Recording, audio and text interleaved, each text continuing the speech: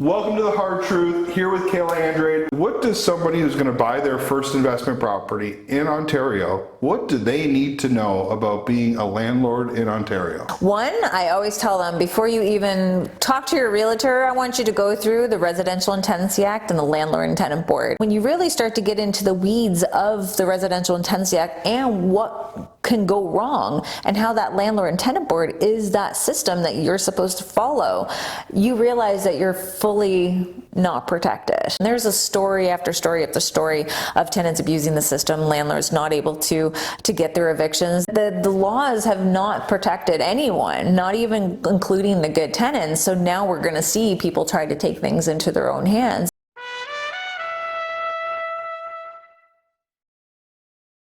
Welcome to The Hard Truth, here with Kayla Andrade. We are going to dive into a little bit of Kayla's background, how she got into the landlording world, and Kayla is going to take me to school on housing advocacy, politics, and everything that we need to know as a landlord in Ontario, how to protect ourselves and how to educate ourselves. So make sure to stay tuned.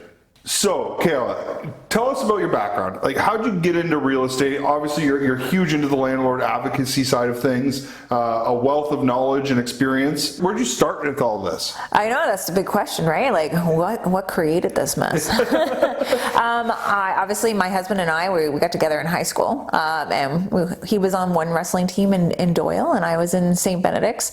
Got together and ended up, obviously having children very young. We were pregnant at 18, and at the same time of being pregnant at 18, we're buying a semi in Brantford. Okay. So from owning that for a couple of years, having great tenants, doing the renovations ourselves, then we said, okay, like we have this opportunity to get a 5-plex. So we sold the property in Brantford, bought a 5-plex that was owned by the bank. Remember those days? Okay. Yeah. That was exciting. So what time? What were those? What was that time period?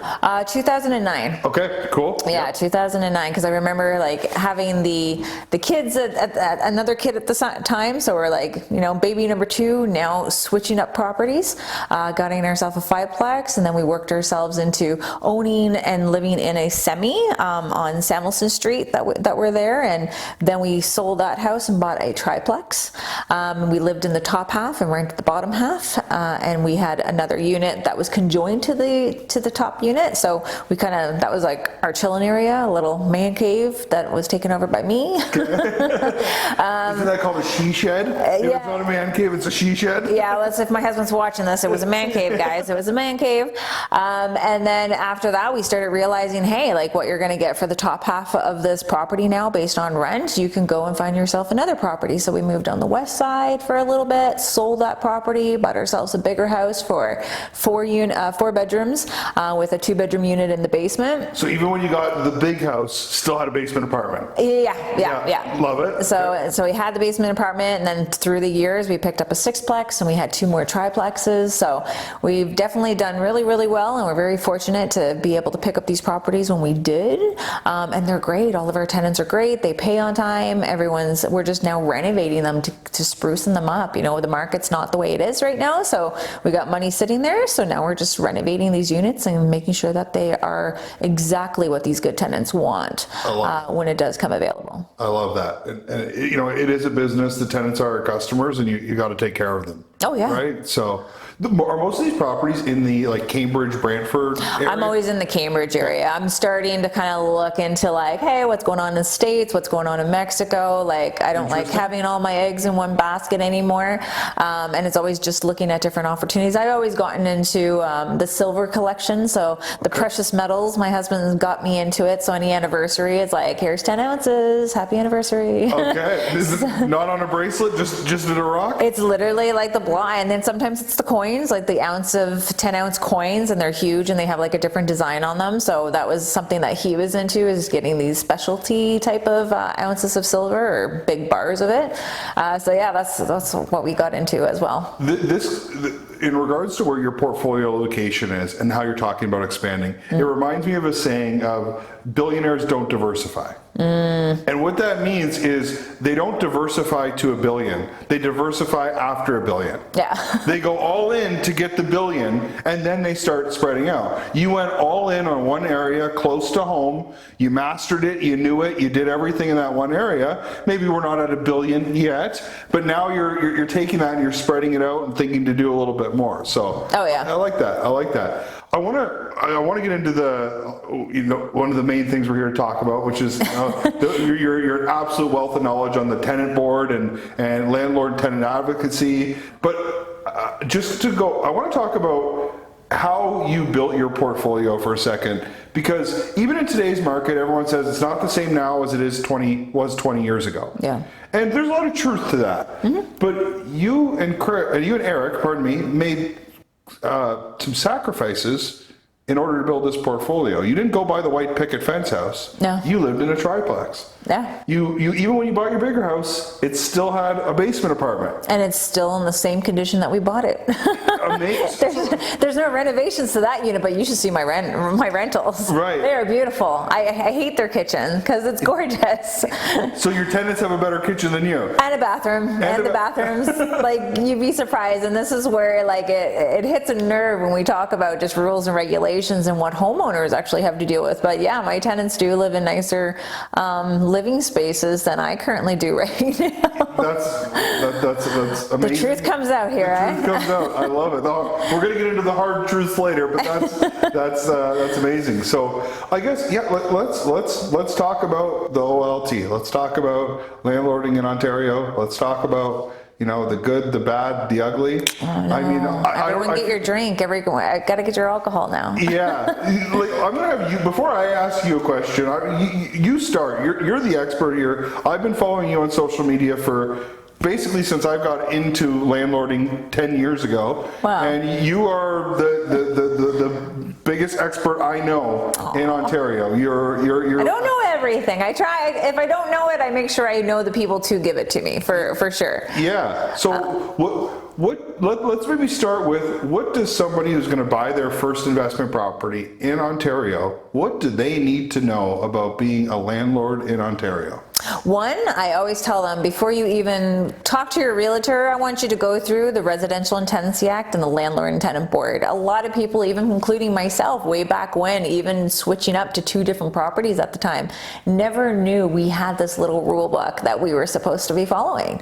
And this is someone who just knew that you had a complaint from your tenant, you deal with it. This is where, hey, first and last month's rent, we didn't want to have anything else, so there wasn't really any need for me to look at rules and regulations, because I knew that you could just do first and last month's rent. But then when you really start to get into the weeds of the Residential and Tenancy Act and what can go wrong and how that landlord and tenant board is that system that you're supposed to follow, you realize that you're fully not protected. So you really need to get yourself really intuitive to how the Residential and Tenancy Act and the Landlord and Tenant Board works, and then you can work everything else around your process of being a landlord around that. And that's the key, is the education is the key to the landlords right now. And is this as simple as a Google search? Is there a more... Oh, now with AI, we got everything. Yeah, just ask Don't trust everything on ChatGPT. I tell you, they'll land you in human rights court sometimes. Right. It's funny you say that, because it is a Google search or ChatGPT search away. I got my first property in 2015, and it was my brother and I, we were renting out this house, and I was on my way to his house, we were about to interview tenants, and I happened to be at Staples, and there was a book at Staples, How to Be a Landlord. So I grabbed it, and I went to my brother. We were reading the book a half an hour before meeting the tenant, being like, what do we do? How do we do this? So I love that, like, education's so key, right? So you got the RTA, you got the LTB, you got to have your standard lease in Ontario, making sure that you know that, you can fill it out properly, you can include addendums on there. Landlords, if you're first getting into this, they think that tenants are going to come with their credit check. Never take a credit check from the tenant. Yeah. I don't care if you see it on the screen, I don't care. do your own. This is why I became the ambassador to Front Lobby, where landlords can register as a member. They can do it as a free member as well, and they can log in and they can pay for the credit check themselves, or you can send a link to the tenant and the tenant's going to pay for it, but at least you know it's through your system and you're getting the credit check done. Now, I like to know the answer. I probably know the answer for this, but for our viewers, why shouldn't we accept it from the credit check? Why don't we save our $10 and accept it from the credit? Well, you know what? You're running a business, and business has expenses. So this is also going to be good for you when it comes down to expense time. You're actually covering it. But two is that the tenants are able to Photoshop this, and they're able to use different type of platforms that can make you appear that you're seeing a true credit check. And you always want to match that credit check with their IDs. So sometimes people can say, here on the application, you're putting the person's name, you're putting their address, you're putting their birth date, but are you really speaking with that in particular person? So a lot of landlords forget that important part of like checking the IDs of these potential tenants, because you want to make sure you have their permission to be doing a credit check on them. So having your rental application, having that clause stating by you signing this form, you're giving me the permission to do your credit check as well. So a lot of that has to come in time and educating. So learn from other landlords' mistakes, learn from these videos, educational videos, the real estate influencers of our community, because they have been growing, which is great. And you can see how strong our community is becoming because of the education that people are now able to get out there online. Well, and what you said too about what I heard at the beginning about the photoshopping, the tenants can, as much as we can use technology to help us now, the not so honest people are using technology to help them. So you got to control this stuff. I got my nephew to like do a Photoshop of me looking like I'm slam dunking on a basketball net. Right. I'm like, am I really slam dunking, guys? And I'm like struggling just to hold on to a stool, you know? So like, and the they know times are tough, and there is going to be, tenants having their credit completely trashed. That's going to be through a divorce. It could be through loss of job, whatever the case may be. But we do have people who are abusing the system. And now that landlords can report tenants on paid rent to the credit bureaus, we're now going to see that on people's credit. So they are going to feel the need to try to get over that and say, okay, well, what can we do to avoid this at all cost? And so that's why Photoshop is going to be coming in play. And let's talk a little bit about Front Lobby, because I see you post a lot, and I understand high level. It protects the downside, but it also really helps tenants too. Oh yeah. Right? Like that's the big, the good tenants are getting rewarded with positive credit reporting. Yeah. Right? So. Well, a lot of people would say, okay, well, we're reporting it to Front Lobby. It's being shared to Equifax and Landlord Credit Bureau on a monthly basis. That's good and bad. You're putting the tenant's full name and their birth dates. So sometimes right now people are looking on just these different sites all over Ontario thinking, oh, was there an order from the Landlord and Tenant Board? Was it uploaded onto these different type of sites? And then people are scrolling and trying to see if that potential tenant has been in the Landlord and Tenant Board. Front Lobby is getting you being proactive. Why wait for an order to say, okay, no, I don't want that tenant? We actually want to see that payment history. We want to show tenants that there is accountability while they're currently in those type of rental units. We're not waiting until we get to the Landlord and Tenant Board to make sure that we're holding these tenants accountable. And the good tenants who are just quite there, they just need that little bit of help for them to become homeowners, for them to become landlords themselves. And why not take their biggest expense and help them build their credit? So all of our realtors should be recommending that all the landlords there are reporting to the tenant's credit through Front Lobby. Right. And I feel like the worst stories get the most attention. Because, yeah. Like we all want, and it's the same reason why there's a slowdown on the 401, because we all stop and look at the crash. Yeah. Right? So the worst stories get the most attention. But in your experience, personally and through your relationship with Front Lobby, what's the percentage? And I don't know, is it 9 out of 10 are good? I would say 80%. I say we have like 80% of tenants that are absolutely great. Like they pay every month. Yeah. And out of the 20 that aren't, is it, half of them are just generally having hard times? Yeah, I would say that 10 would be just generally having hard times, and then the other 10 are just professional who want to abuse the system. But the people who are generally having hard times, there is a lot of services out there, government programs that can help them. Right. So we also, like on my channel, I'm always trying to educate our landlords what different type of programs are out there that they can recommend to their tenants. Right. You know, we obviously know that the bills need to be paid, or mortgages, insurance, everything needs to be paid, but we do also have tenants that could become homeless just because of a certain situation in their time frame, and they may not know of these different type of programs. That's why we're always held to a higher standard. So make sure that we know of these programs so we can recommend them to the tenant, because sometimes they just need that N4 application for non-payment of rent to give it to their tenants, and that's the paperwork those tenants need to look for relief within the municipalities or the region that they live in. So an N4, for those who don't know, what's an N4? A non-payment of rent application. Okay. So that's typical, the form that you give to the tenants, and then after 14 days, and if the tenant doesn't pay, then you're going to be filing like the L1 application at the Landlord and Tenant Board. Now, full disclaimer, I am not a paralegal. Please check with your paralegal for anything legal that I'm going to be saying. Okay. I want to know personally, you on your personal portfolio or your close clients, colleagues, peers, when should a landlord serve an N4? I would like to say always we have a shirt that says on the second of every month. Okay. Yeah. It's always just about running it as a business, and having it on the second of every month. It's a way for you to not give your tenant any type of shockers. Sometimes we wait because we know our tenant, we know that they paid on time, and we would like, hey, you know, I just, you know, this is when you normally send your rent. I didn't receive it. Is everything okay? Right? And then if they're ghosting you, you know, you send the paperwork. Right now they'll be like, hey, I'm not going to be able to pay until Friday. Yep, that is okay. I'll make a note of that, but I am still going to drop off that notice because you're going to pay me on Friday anyways. It's perfect timing, but I still got to drop off that form, right? It's just about the way that we're giving it to the tenants, and it's not like, you didn't pay your rent, here you go, see you in court. No, that's the part where you got to take your emotions out of this business, and if you can't, that's when we might have to bring in a property manager to help mediate the situation so it doesn't escalate. It's all about the delivery. We're the same way. I always tell everyone second of the month. Realistically, a lot of the times, if someone who's regularly on time, if they're like, I need till Friday and that's going to be the 5th, we're usually like, okay, if we don't get it on Friday, we're going to have to drop off that notice. But we're pretty on top of it as well. You got to print it off, you got to fill it out, you got to drive it over. Like, There's some work involved. I'm sweating going to do this. But and this is where people think the landlord and tenant are, you know, at war. But what you said before that I thought was great.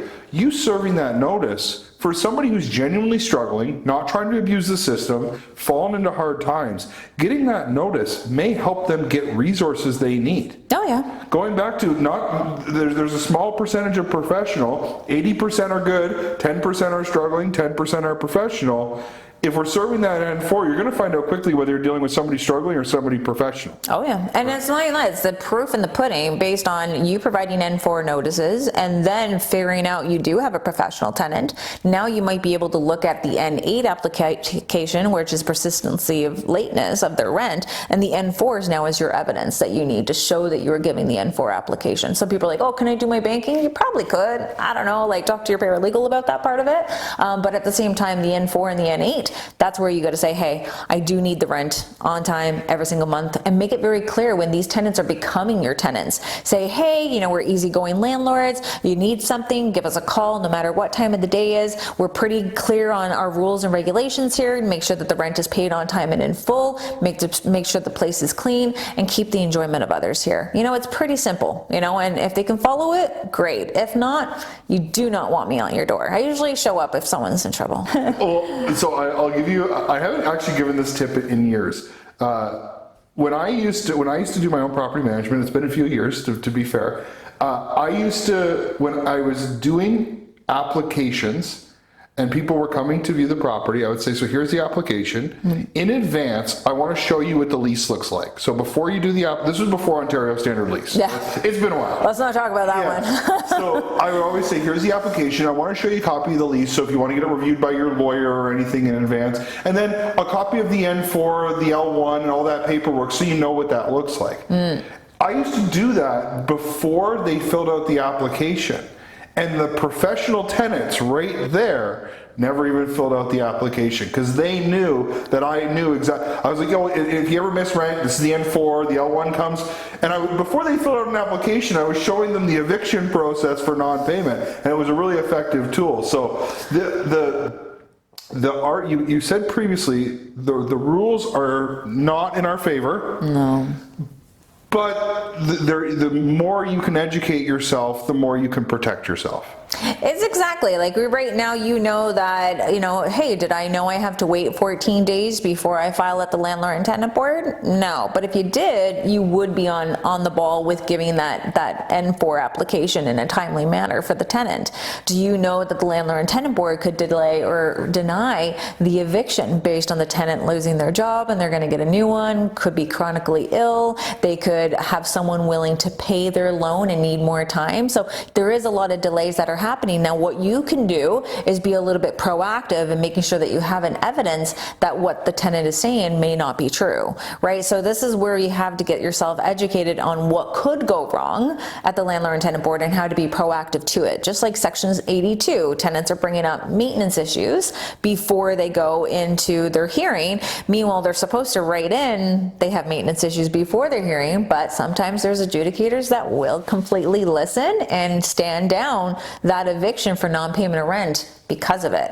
So what do you do when you give an N4 notice and you know it's going to go south? Always making sure that you're doing an inspection on the property so that you can clarify to the adjudicator that, hey, I was there on this day doing a maintenance check. The tenant did not tell me anything regarding the maintenance orders, right? So these are things that, is going to come in time. Like I got 23 years being a landlord, 15 years being a housing advocate. So it's going to be hard to kind of like pull all the stuff that I can like teach our landlords, what to do and how to do it. But it comes down to just needing that personality to also deal with tenants and have an understanding to them as well. You said the big word there, the delays. What are we? We're in the end of summer 2025 right now, for whenever you guys are watching this. What are you seeing in Ontario for hearing eviction process? What's a general timeline we're seeing? And going back a couple of years, tell us one or two horror stories of the timelines that you've heard.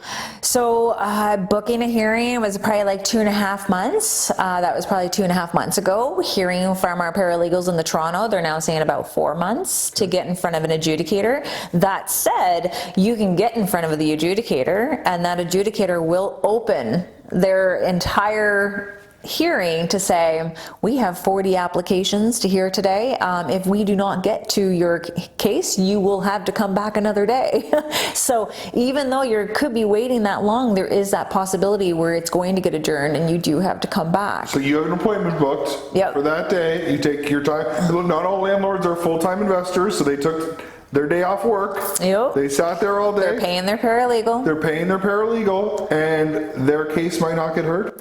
Their case may not be heard. Now, back in the day when COVID was happening and you were looking at 12 months before you got to the landlord and tenant board. And this was when we had like a little protest because they actually had an eviction ban through COVID as well. So we had like a little protest outside our MPP's office just to kind of bring a little note. Do protesters really do anything? Not so much. It gets media's attention, but we have media's attention. There's a story after story after story of tenants abusing the system, landlords not able to get their evictions. They're now on TikTok sharing their story how a landlord burnt down their basement unit because the tenant stopped paying rent for 5 months. Right, so the laws have not protected anyone, not even including the good tenants. So now we're going to see people try to take things into their own hands, and this is why my job as an advocate to tell our elected officials that I know this is a big, complicated mess that's been created, and that can's been kicked down the road many years by multiple different levels of government. But we now need to start pulling ourselves into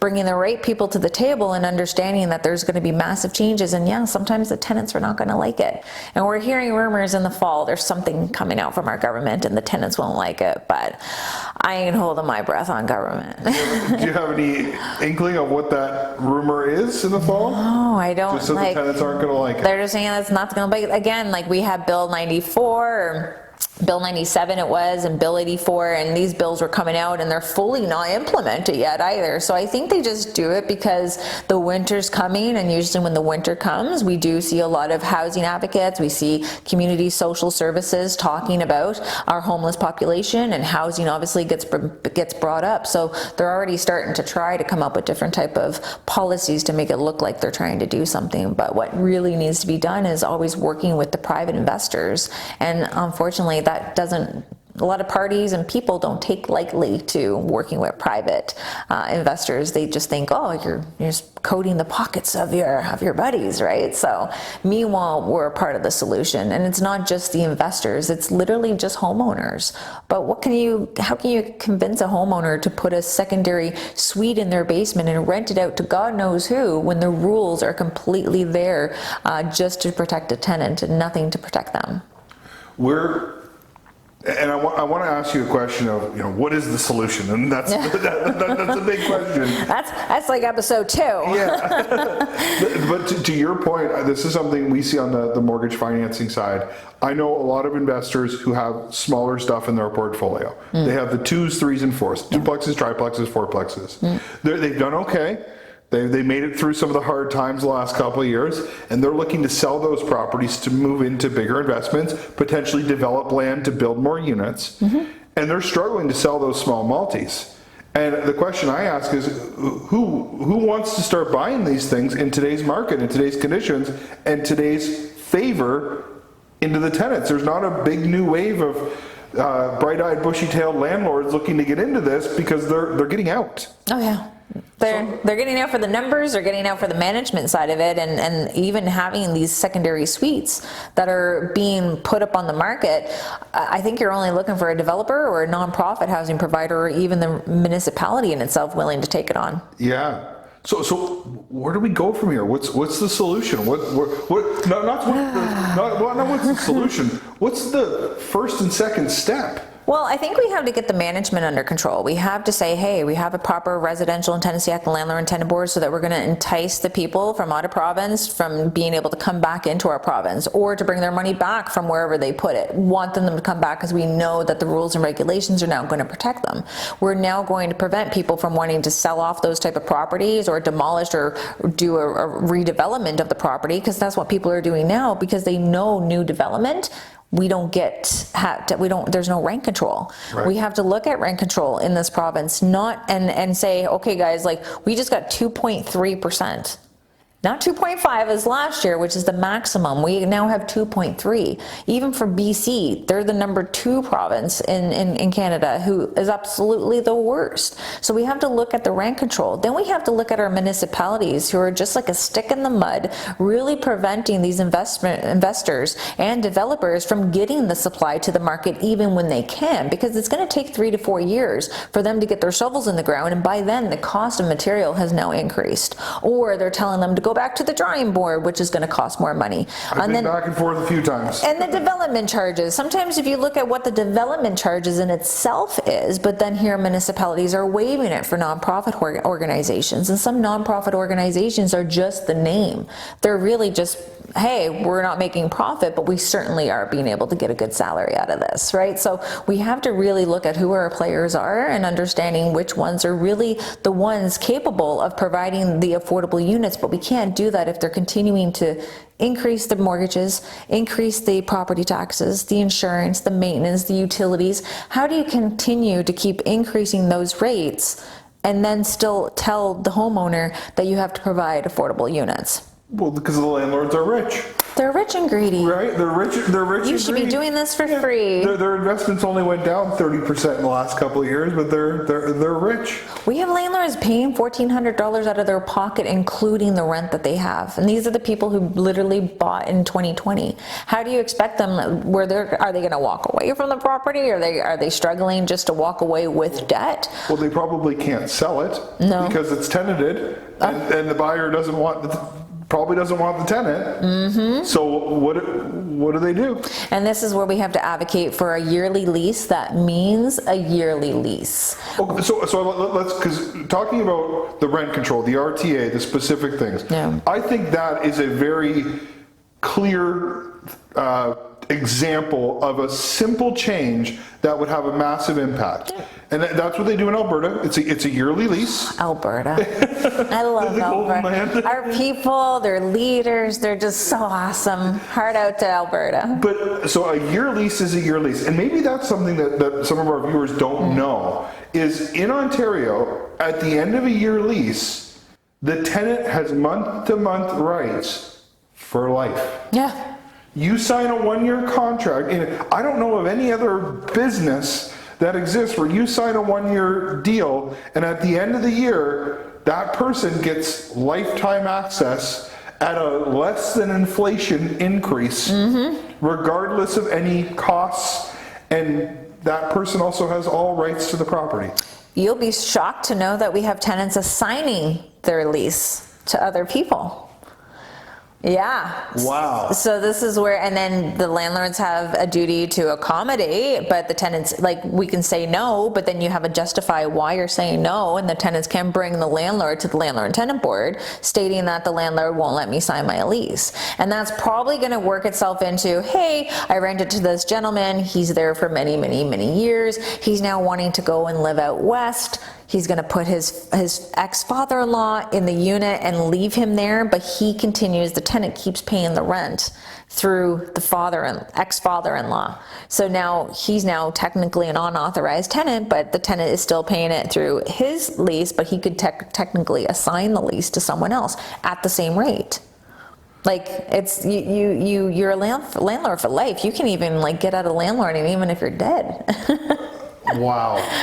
Those lease, an undermarket lease is like a hot commodity now. Oh yeah. Right? You're going to start Facebook groups of people trying to... Don't give them ideas, buddy. I don't know how many We're going to cut this out. Okay, so I love and this is part of the reason why I wanted to chat with you, one of many reasons, is that it's such a... You talked about getting anything done with the government is a challenge. That's such a common sense thing. If a 1-year lease meant a 1-year lease, would that not solve half of the problems? It would stop the N12s from having to backlog the landlord and tenant board for personal use applications. We wouldn't have, rent eviction licensing in place in Toronto because we're able to time our renovations through the ending of people's leases, and it would hold tenants accountable to, ship up or I'm not renewing with you, just like anything that happens in Alberta. And it's happening in Alberta. Why can't it happen here? This is the same province, and like it's Canada. Why can't we have what Alberta has?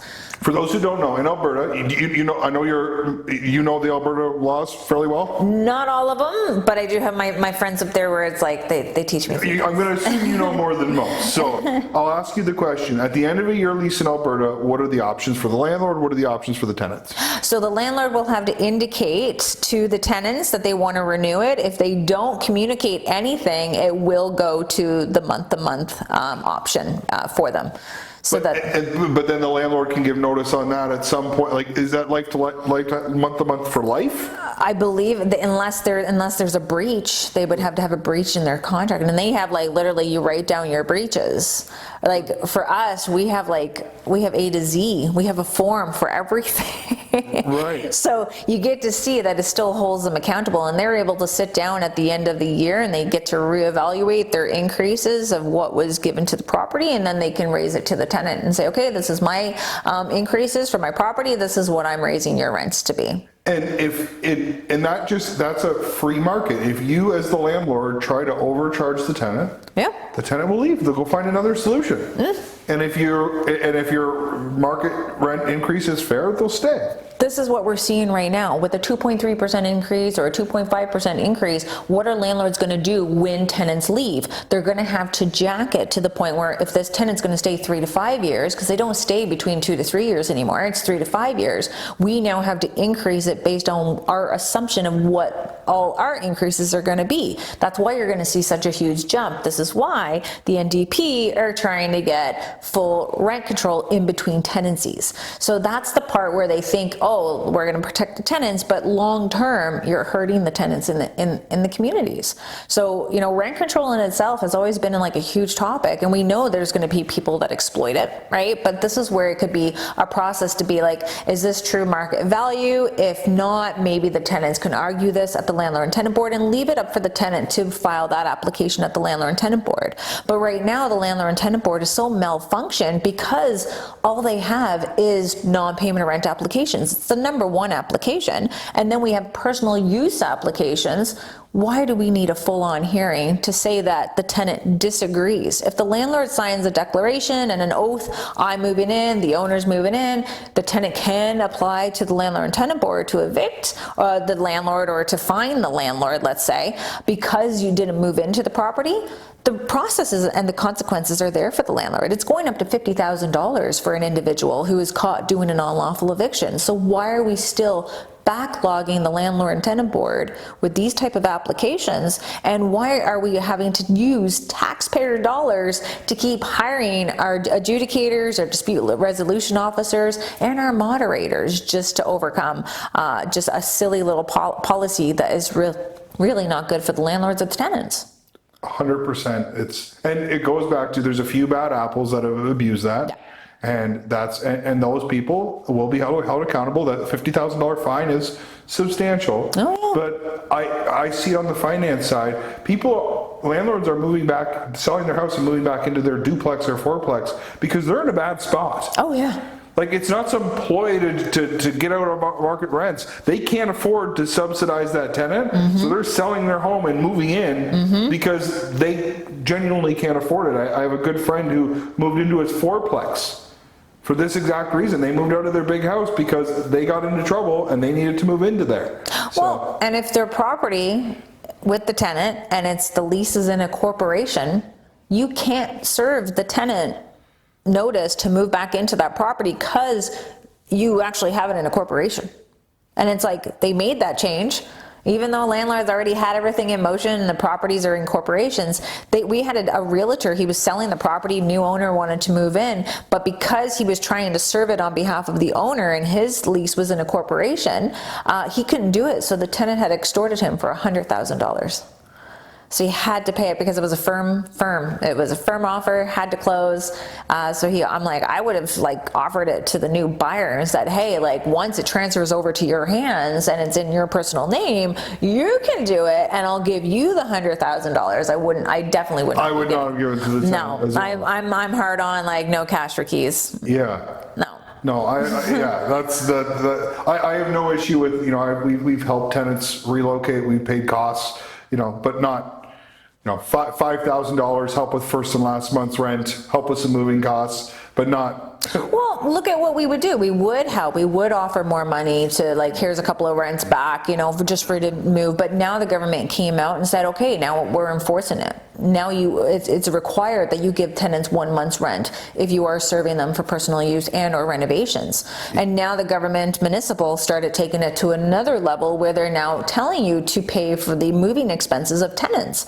I'm like, when are tenants such a protected class of people? When we have homeowners struggling, we have seniors who are homeowners who are struggling, but again, that doesn't make headlines for media. It doesn't get that politician's name out there in which they look like, oh, we're appealing to the tenant voters, right? So This is where we have to encourage our politicians to stop hiding behind their party politics and stop playing politics in the housing industry, because that's what they're doing, and that's why they're afraid to speak up. Talk more about that, because I think that's a major problem. I might go missing. Right.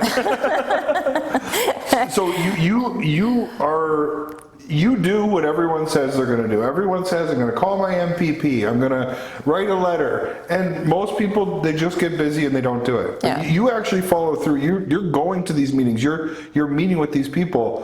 What are they saying? What's Well, they always say like they're working on something, they're working on the report, they listen to you more so than they want to sit there and tell you what they're going to do, because there's multiple levels of government at play. We can have our meeting with the associate to the Attorney General, Michael Tobolo. We could sit there and we could have our meetings with these past people from Perm Gill. We had Christine Hogarth. She said that government should not be in the business of housing. Profit should not be a bad name. And then what happens? Boom, she's out, we get a new one. Now we got a new Minister of Housing, a new associate to the Minister of Housing. So it's almost like brushing your teeth and eating an Oreo cookie, dealing with politicians. Like, how do you get yourself an elected official who understands the issues and now can work towards solutions? They don't. We have to teach them the issues, then we have to recommend solutions, then they have to learn the process on how do we put that in a bill and get it passed.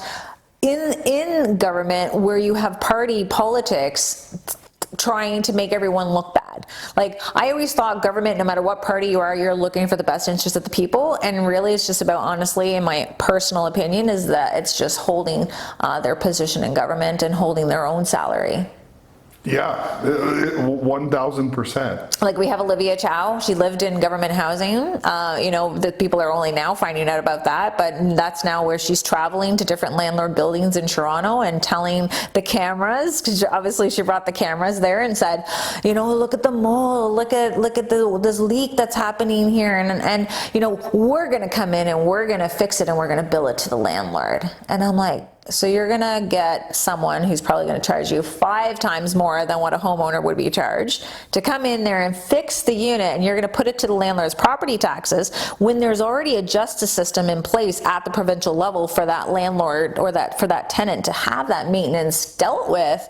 Meanwhile, Toronto Community Housing is falling apart. Well, I would go one step further. That landlord is probably struggling to pay for that repair. Yep, because their rents are low. Their rents are so low, and you don't want them applying for the AGIs, above that guideline rent increase. We have tenant unions helping tenants fight landlords of big buildings for AGIs. Like, big buildings, big problems, costly problems. Like, it takes money to do that, but tenants are not relocating, and your rent control of 2.3% is what's causing that deterioration.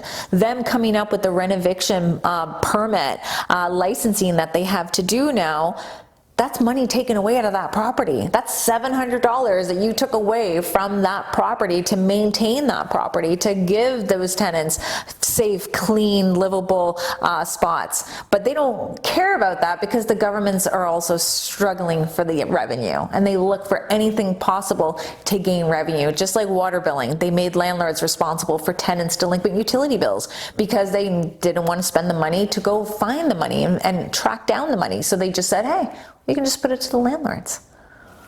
You touched on the renovation bylaws that are being passed in the municipalities. Yeah. It's the biggest challenge too is the municipalities are passing them and they don't know how to implement them. No. They don't.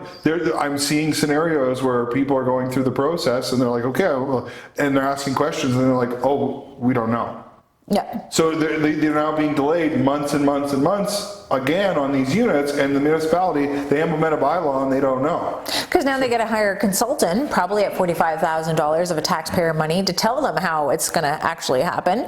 But they also don't even consult with the proper people with the Residential and Tenancy Act and Landlord and Tenant Board. Same thing with the water billing. Before they made landlords responsible, they hired a consultant, I believe at $50,000. And one of the counselors asked, did you consult with the Residential and Tenancy Act and Landlord and Tenant Board? They said no. So they made landlords responsible way back when they knew back then we couldn't bring delinquent water bills and evict tenants for water bills. Now we can, and I am still bringing this back to my city because I'm like, hey, you guys look at your affordability crisis, you look at your housing. I'm like, I'm telling you, because of this water billing policy at the municipal level, you're causing more people to be evicted. You could stop people from being evicted if you just take back the ownership of the water billing. So definitely still working that after 15 years, which is like, I'm one of those nagging wives. Like, I don't give up. I'm like, just change the damn policy, please. Like, we're helping the tenants, we're helping the landlords, because who wants to come into that city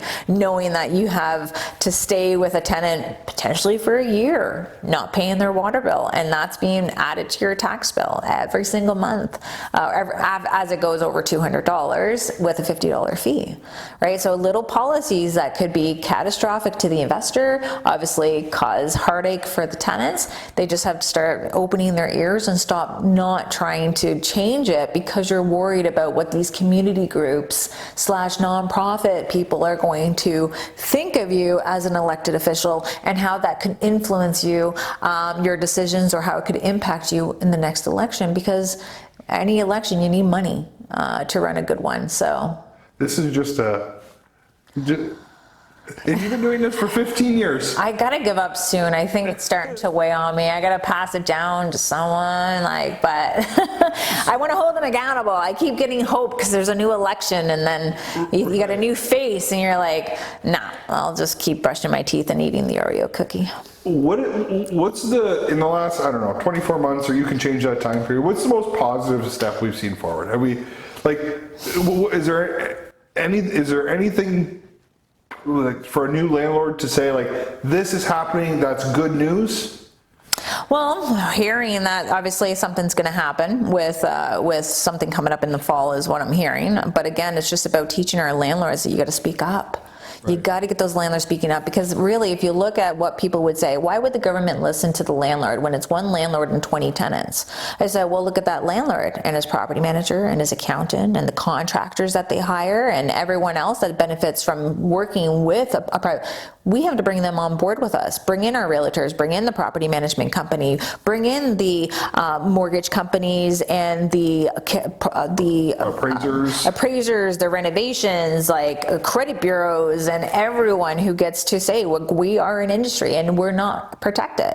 We have everyone, like at the chamber, you know, they bring in all these different type of businesses, and you're in the chamber of commerce within your locals. Like, we don't have that for our industry.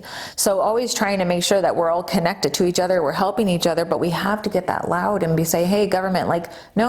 At what point is our government technically expropriating our land for public use?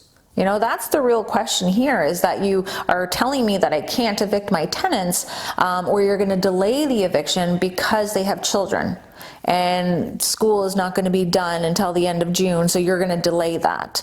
Or the tenant had a new job and we have to wait for that tenant to get into that job to get their next paycheck, and then at that time the landlord and tenant board is saying, hey, landlord, you're going to wait a year before you can get the back pay of what the tenant owes you. They will put tenants on a 12-month payment plan for the arrears.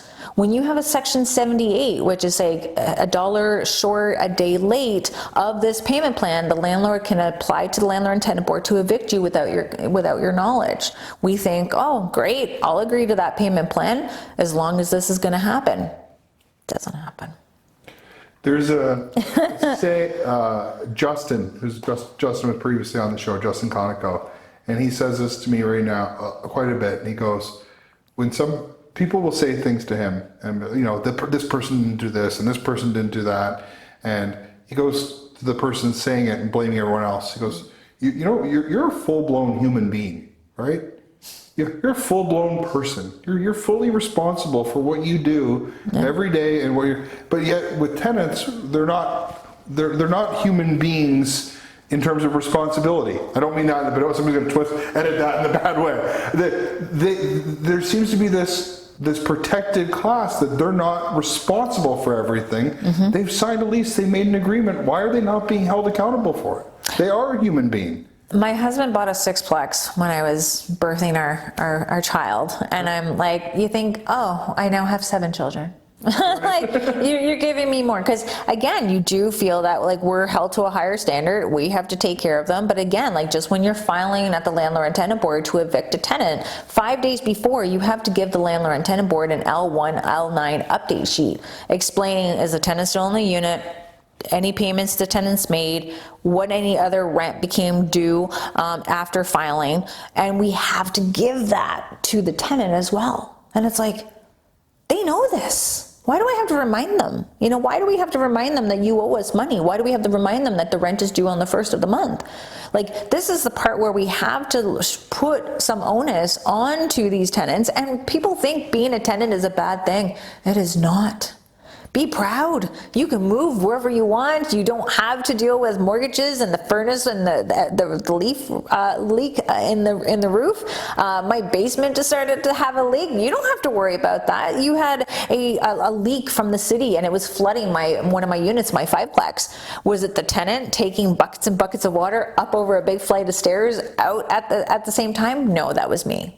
That was me. You get that type of service. So it's not a bad thing, but we do have to give our tenants some type of accountability to alleviate it from the landlords if you want us to stay in this business. You'll have suckers like me saying, hey, I bought my properties, good price, it's cash flowing, I'm comfortable.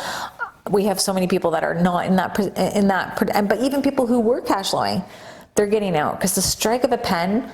Our government can do another eviction ban. They can say, hey, with the tariffs, if a tenant is impacted by the tariffs that came in from the US, they're going to be protected and may not, get itself evicted based on what they're doing as well. So anything is possible with our government. And then it's important to find out, like, do we have the conservatives still in power, even though we don't like what they're doing?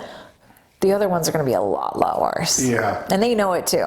Yeah. I saw a poll. People still seem to like Dougie for now. So I think... I need to have a sit down with Dougie. I need Doug Ford, we need Doug Downey, we need the Minister of Housing, the Associate to the Minister of Housing, we need the Ministers of Social Services, we need the Minister of Mental Health and Addictions. Like, these are the people that need to be working together, and they're not. Instead, I've been on to many type of events where politicians are speaking, and I would literally tell them, I was like, they just point fingers at each other. Oh no, that's a regional issue. Oh no, that's a provincial issue. That's a way for them to just scapegoat whatever they want to avoid talking to. I call the permit process liability hot potato. So when you're going through a permit process, they want you to get this engineer to sign off. So the city's stamped not on it. So you have to get an engineer, so their stamps on it. It's the same thing with this. It's liability hot potato. Oh, I want to help, but it's them. Oh, we want to help, but it's them. That's why I said previously, this is all it is. So we're running out of time here. We always like to ask, I feel like this whole thing has been the hard truth. What is your message? So you can go one of two ways, or you can kind of answer this however you want. We typically say, what's the hard truth to a new investor? What's the hard truth to a seasoned investor? And you can make this just about investing in general or housing advocacy, whatever you think. What's the hard truth you want our audience, all, as Erwin Zito likes to say, all 17 listeners that we have? What do you want them to know? Only 17? I say for a newbie, it's a hard business. You gotta have thick skin, and I think any landlord who's ever had a bad experience, it's because their heart was played when they were picking their tenants. So you have to harden your heart, and it's sad to say that, because we do know that there's a lot of people out there in our community that needs help, but unfortunately our government is not helping the private landlords so that the landlords can help the tenants. So you do have to harden your heart and make sure that you are fully aware. And the same thing applies even as our experienced investors who think, hey, we were able to be so fortunate to have this property, we're now going to try to help somebody out. But again, it can not just take you down from like cost wise and non-payment rent. Like, this is involved in human rights tribunals that there's no limit on what you can be fined from them as well. So it does come to a point where you do have to sit there and harden your heart for that. But I would encourage every single landlord is to get educated and is a key to helping you succeed in this business, and being a part of as many real estate investment groups as you possibly can. Just following them on social media. Make sure you click that you want all the content, because the way Facebook is, you have to sit there, you want all the content that you're going on. And obviously I'm on all the platforms to make sure that people are able to find me and connect with me, and so I can help them and guide them through my personal experience to them, not legal. Okay. And then we're on. This is not legal advice? Not legal advice, but I need them to, they need to get involved into the politicians, the world. They have to pay attention, not at the time when media tells you it's an election year. You have to pay attention all year long to all different type of platforms on all of our politicians. I always tell everyone, like LinkedIn, Facebook, follow every single politician that you could potentially imagine that touches your industry. I love it.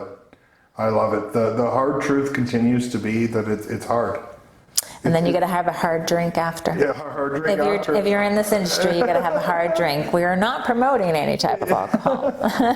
Absolutely love it. Kayla, we'll make sure we attach some of your links to the Ontario Landlord Watch. Yeah. Anyone who's going to get into landlording in Ontario, join that group. It's amazing. I know you're heavily involved with Front Lobby as well. I know my PM uses that. Thank you so much for coming down today. Sorry it wasn't as good of a beach day for the family as it should have been. It's okay. They're fine in the car. Thank you again, and we'll hopefully have you on again another time. Thanks so much, Kyle.